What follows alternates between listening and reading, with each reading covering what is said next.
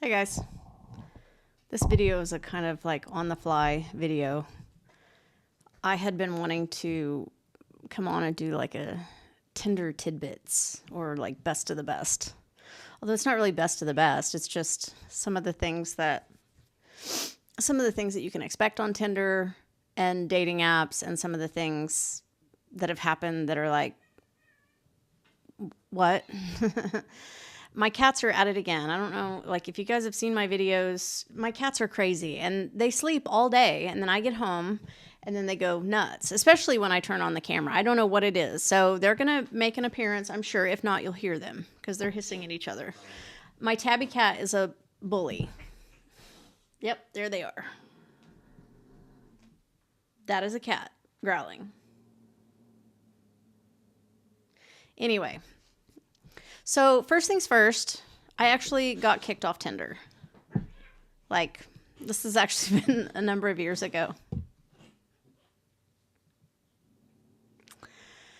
So I've mainly been on like Facebook dating, Bumble, so like other dating apps aside from Tinder.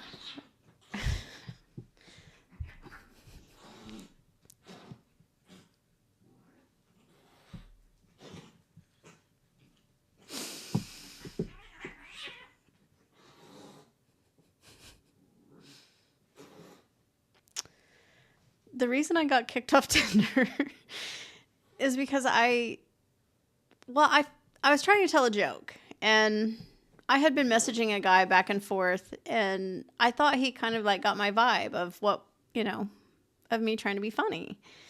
And so after we had messaged for a while, he's like, what do you do for work? And my response was, I don't work. That's why I'm on this app. I'm here to land a man to help me take care of Dee's kids.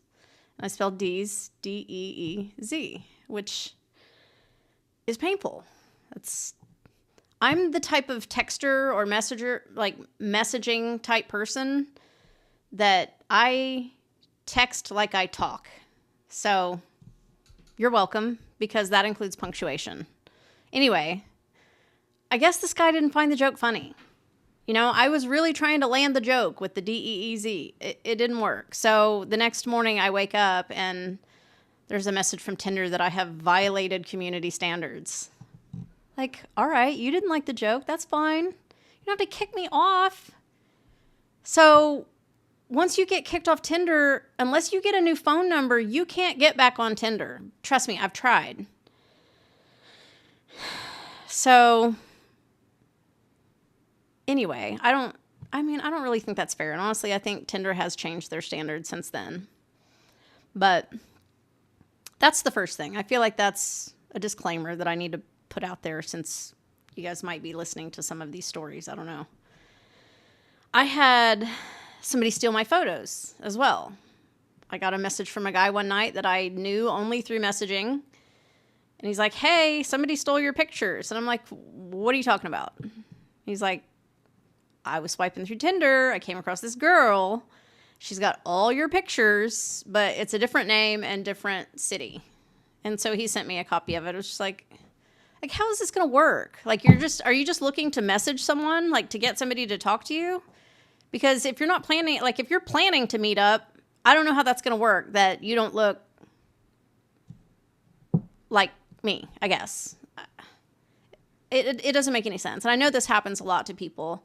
It hasn't happened to me all that much, but I did see. So like when I go out on dates, I ask everybody like about their best and worst Tinder dates, just because I'm trying to compile all of this information into like a book form. I had one guy, and he was young. He was in his 20s. I only went out with him one time.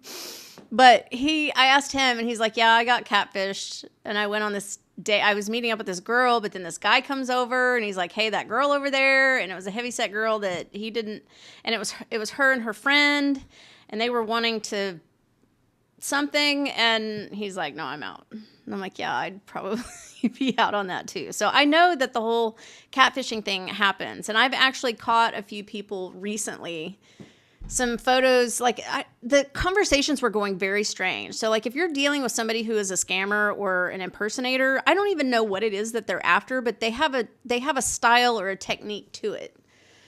There was one guy, and he claimed to be a pilot, and he was like, his pictures were obviously, he was great looking.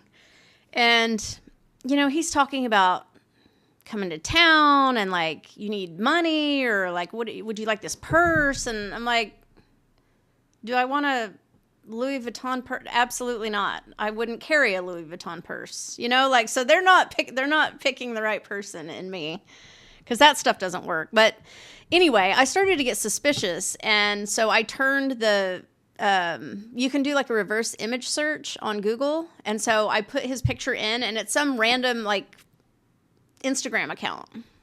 And so I sent it right back to him. I was like, oh, looky here, you know, and, you know, then they're caught, but they don't care. But truly, like, I don't know what it is that they're after. He didn't get anything out of that. I don't know what he thought he was going to get out of that. So those things have happened. And, oh, I also came across my brother it was on Bumble. I actually think it was. I was like, it's my brother. That's not good. What if I get nervous and like accidentally swipe right, and then my brother thinks I want him? Oh my God. Yeah, that was bad. And then of course I come across an ex as well. Like, oh, isn't that nice? I recognize that picture because I took that picture. It's the only reason you have a good picture out there, is because I took it. But you know what? Best of luck. We're all going to need it. And then another time I was swiping through my matches, and like, I'm just, you know, going through the motions, and all of a sudden I come across a picture of myself, and I'm like, what is this? What is this? Like, I'm looking at myself, and I'm supposed to be looking at like men. And a guy has taken my photo, and he's put me on the left and him on the right. And he's added the words that say, if you're the woman on the left, I hope you swipe right. Which I did. Just so I could say, oh my God, that is so freaking invasive. Why would you do that? You think I'm going to go out with you if you steal my photo? And like, no, that's not cool. Oh, and I mean, like, I don't know. People just surprise me.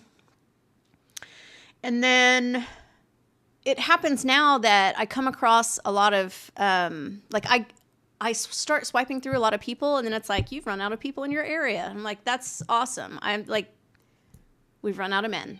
What am I going to do now? Well, I'm going to go out with a woman, which is exactly what I did. So I just decided to switch up my profile a little bit.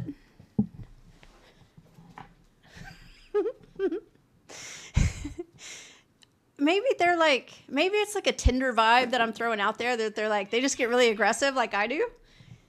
Anyway, so before anybody freaks out about it, I did tell this girl up front. I was like, listen, I think I'm straight. I mean, I definitely am into men. Okay. That's not going away. So at best it's like, bye. But I let her know everything up front. Just said, you know, let's go see what happens. And she was just a really cool person. So she was like, cool, yeah. So we met up, and I knew really pretty well right away that I wasn't interested in that. And it's strange because she was like a teeny tiny little girl. She was almost like a pixie, and she had like a short haircut. She was like sweet and intelligent and, you know, kind and outgoing and loud as well. She kept touching me, and like, you know, around the waist or on the arm or whatever. And I was like, you know, that feels really good. It felt warm and nurturing the way women can be warm and nurturing. It was not sensual or sexual to me. So like, that piece was missing. And honestly, I wouldn't say that I'm completely opposed to the idea of that, trying that again. She just wasn't the right person. And I will tell you a couple reasons why.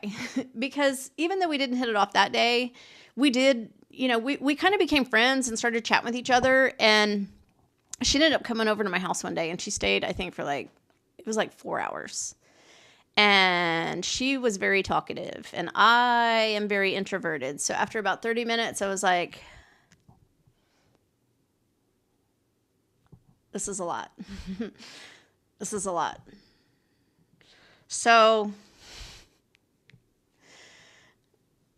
we continued to just like, I don't know, hang out that day. And then as we're talking throughout the day, God, it just seemed like forever.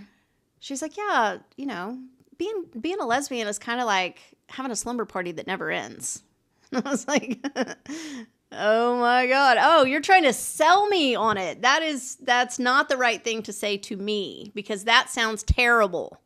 That's terrible. And can you please leave? Obviously that didn't happen, but that truly sounds like a nightmare. Like I need my space.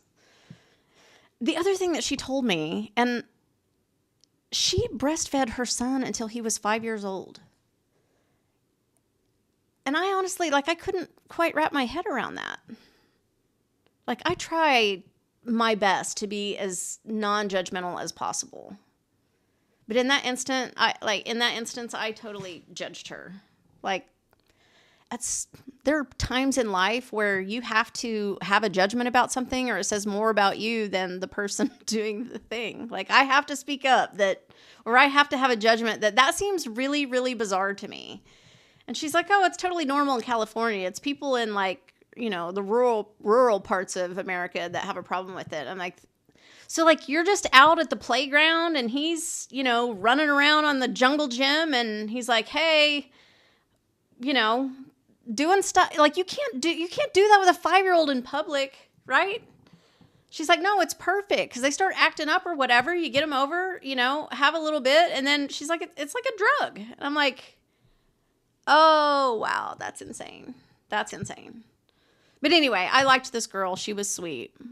So I don't know. I was just throwing a few of those things out there that I thought might be interesting to people. Some of the things to look out for. Some of the things that have happened to me, I can't imagine would ever happen to anybody else, but who knows? So I'm just sharing just in case. So I guess that's all for now, and I'll talk to you guys next time. Peace out.